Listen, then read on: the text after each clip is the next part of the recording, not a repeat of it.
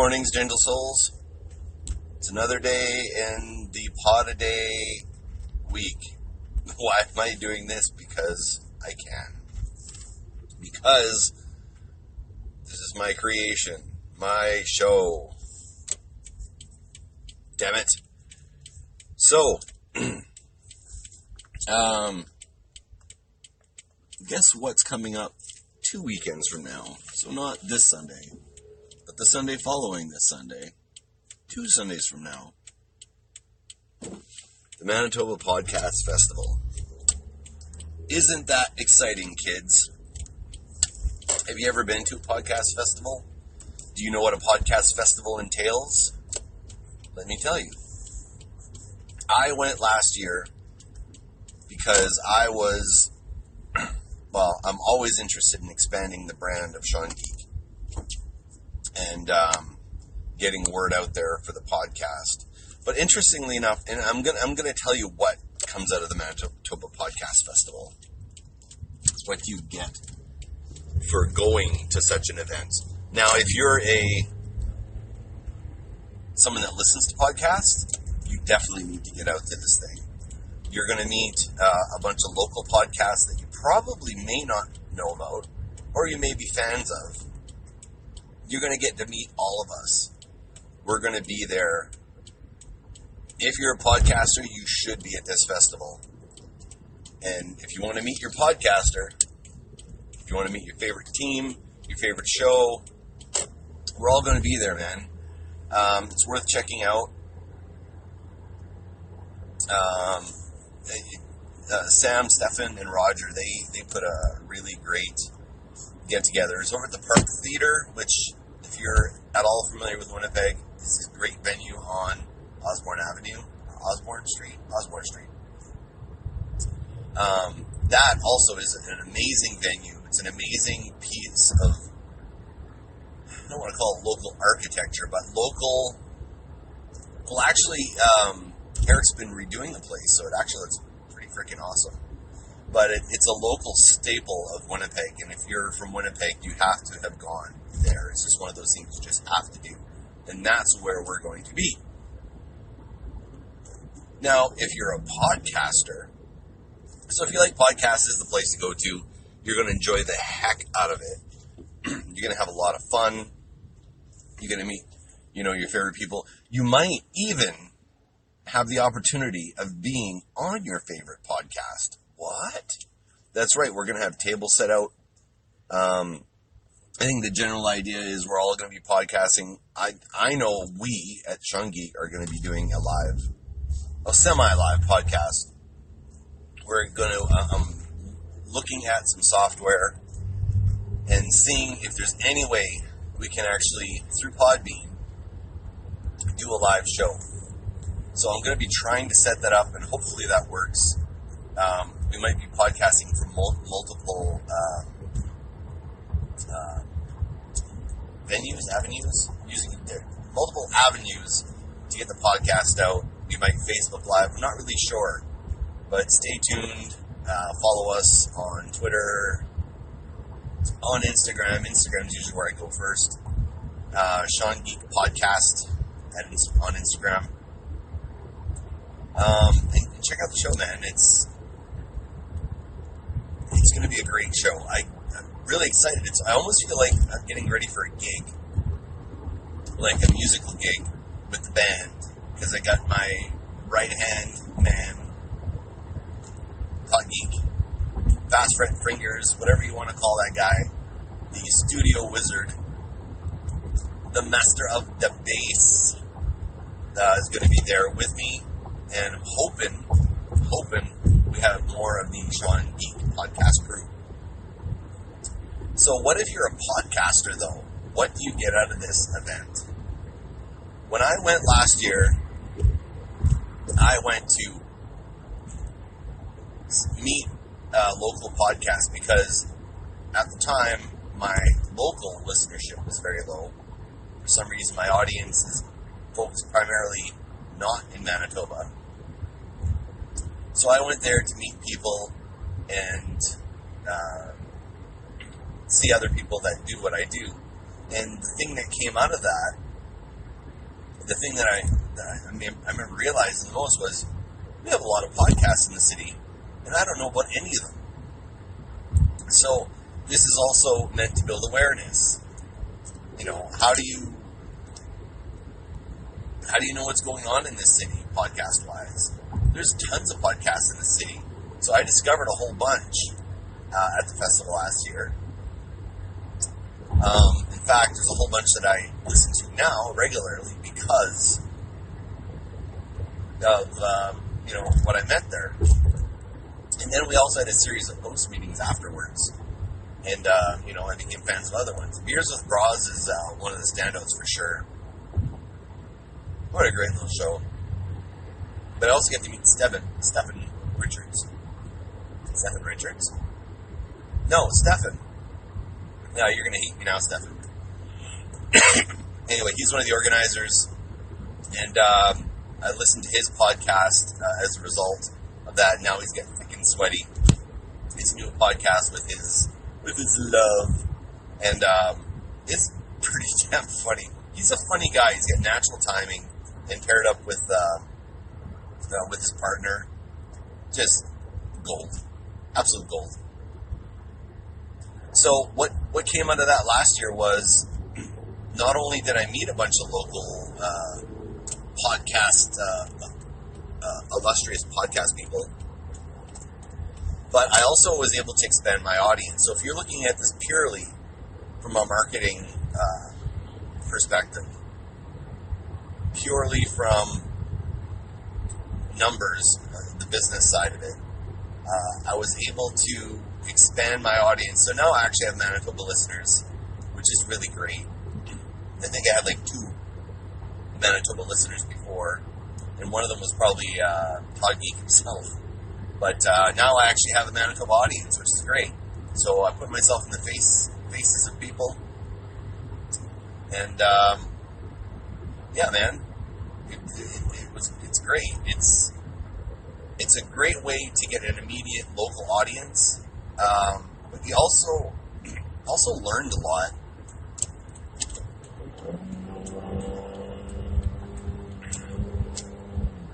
Yeah, also learned a lot. This guy's mad because I actually went in front of him. Okay, but there was lots of room. Anyway, see, we recorded this on the road. The old name of the show was On the Road Podcast, and it was because I was traveling on the road recording this darn thing in the days when SeanGeek was just me. And we still like doing these on the roads. So anyway, yeah, like, come on out.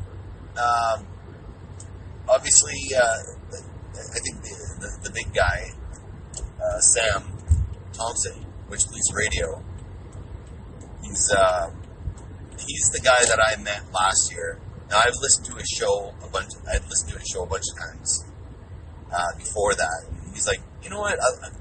There's something about the way Sam does his show that I really, really like. There's a definite Winnipeg quality to it, which I really like. There's it's just Sam's delivery. I know Sam and I have talked about this before, but the thing I discovered, the thing that I like about Which Police Radio, it's not the guests he gets. I mean, that's the allure. That's what gets you in the front door. But honestly, just Sam, the way Sam delivers, just the way I'm getting a lot of tweets here. I just posted the podcast festival to everybody. Anyway, just the way Sam's delivery. It's Sam's show. You can call it Which Police Radio. You can call it an interview show. But really, at the end of the day, this is about Sam and his love of music. Is really what the show is about. And I'll be honest, I think so far, still, my favorite episode is the non-episode he did, where he had Stefan and his beloved on from Thick and Sweaty. He had them on the show. That was Sam's best show. And in this one, Sam got to be a little bit less reporter Sam and a little bit more Sam Thompson. And, you get to see the funny side of him a lot more. He's actually a pretty funny guy. He may not think so, but I think he is. And that was really fun, and I'd like to see him do more of that format. Like when we saw Lounge FM, Stefan was there, and he had his old buddy, the other Witch Police guy, and I think the camaraderie is what I really, really enjoy about Witch Police. And seeing him and Stefan on the Thick and Sweaty episode was a lot of fun. But maybe Sam needs to expand with a co-host of sorts. Not all the time, but every once in a while. And they can interview somebody. I don't know. I think that might bring something to the show. Maybe an event show where he brings in a local music luminary, maybe like an Aaron Bacon or something. They come in, they go and interview, maybe they go do an interview that Aaron sets up, and they both interview. Like, I think that would be kind of fun. Anyway, love to Sam and his fam. This ain't no spam. Anyway, wow. I just sent, I shared the podcast festival this morning. You're hearing all those beeps. That's everybody responding to the requests, so I think maybe we're going to get some more people showing up at this thing. You got to come out. We want to sell this thing out. We want to get a lot of people to come out and check this out. Anyway, what else can I say? It's Pod a Day week. So I still got a few more minutes here. Yeah. I was going to continue on with date night, but I was going to continue on specifically with the game Mr. Jack. Mr. Jack. Innovative game. When you think about Clue, Clue came out probably before most of us were born, but the game Clue really was a game changer in the board game landscape. Instead of going around a board in a clockwise fashion, they kind of eliminated that trope and went with something completely original. It was a bit sandboxy in a way, where you could actually travel across the board and go where you wanted to go instead of going in that clockwise fashion. That was a big game breaker that changed the way that we viewed board games. This game is the same. So, brief description. I'm going to try to be brief because I'm almost at work here. But a brief description is that there are multiple player pieces. There's 8 player pieces on the board. You are not any of those players. But on your turn, randomly, you get to move 2 of those player pieces and move them around. And by moving them around on the board, it helps you either hide that you are Mr. Jack, or if you're on the opposing side, try to find out if you can see who Mr. Jack really is. Mr. Jack is an alias for, Jack the Ripper. I don't think they were allowed to use Jack the Ripper, I guess. Probably what the deal was. But, Jack is hiding in plain sight. He's actually one of these 8 characters that move around on the board. So at the beginning of the game, it's determined who Jack really is. Who is Jack? So Jack, if you're playing Jack, you're like, okay, Jack is actually character number 1, 2, 3, 4, whatever. We'll say, I can't remember all the names, but the purple guy. Very Clue-like. And he's a purple guy. So throughout the whole game, he's going to be doing different moves to hide his identity, so it doesn't come out that the purple guy is actually Mr. Jack. So in the city landscape that you have, there's a bunch of buildings, there's a bunch of gas lights, and what the gas lights do is, if you are near a gas light, you are visible to the detective. If you are near someone else, if you are adjacent to any other character on the board, you are visible. So at the end of every turn, 4 characters move every turn, and the characters are in different positions on the map that will make them either visible or invisible. So at the end of the round, Mr. Jack has to declare whether he's visible or invisible, which leads to clues to the detective to determine, where is this guy? Where is he hiding?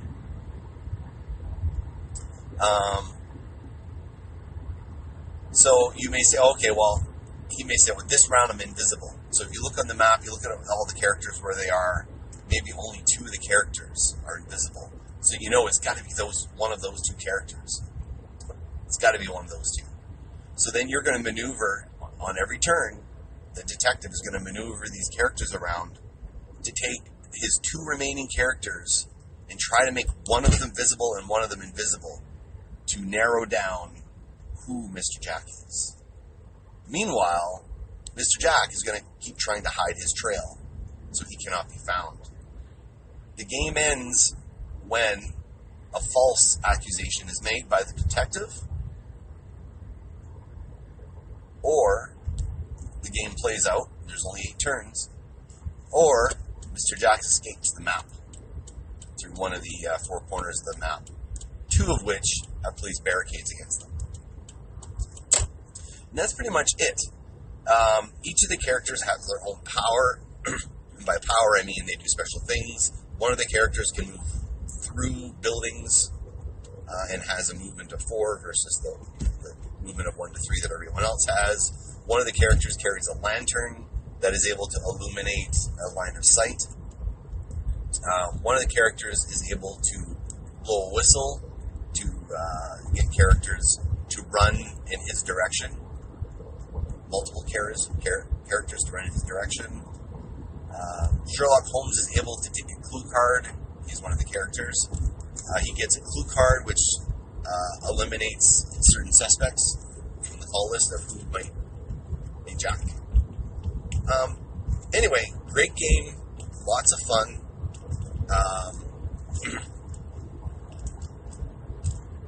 Yeah, I don't know. We played the other one. They had a song called, I think it might have been called Phantom, but it was a Phantom of the Opera game. In the same thing, you are trying to uncover who is the Phantom of the Opera.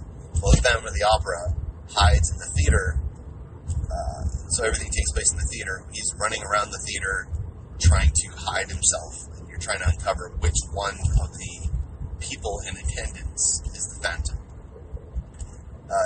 Basically the same game. We played it at our first time at Across the Board.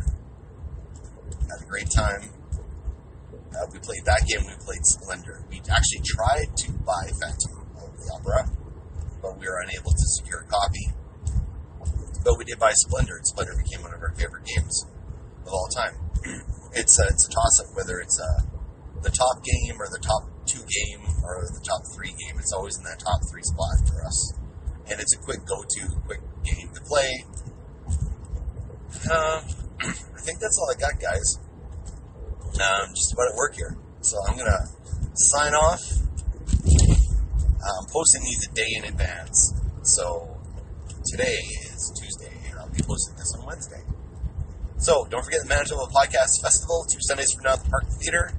Check it out. I probably shared a link with you already through my Facebook, Instagram, or one of the various other pages that I have. And we'll see you guys on the flip side.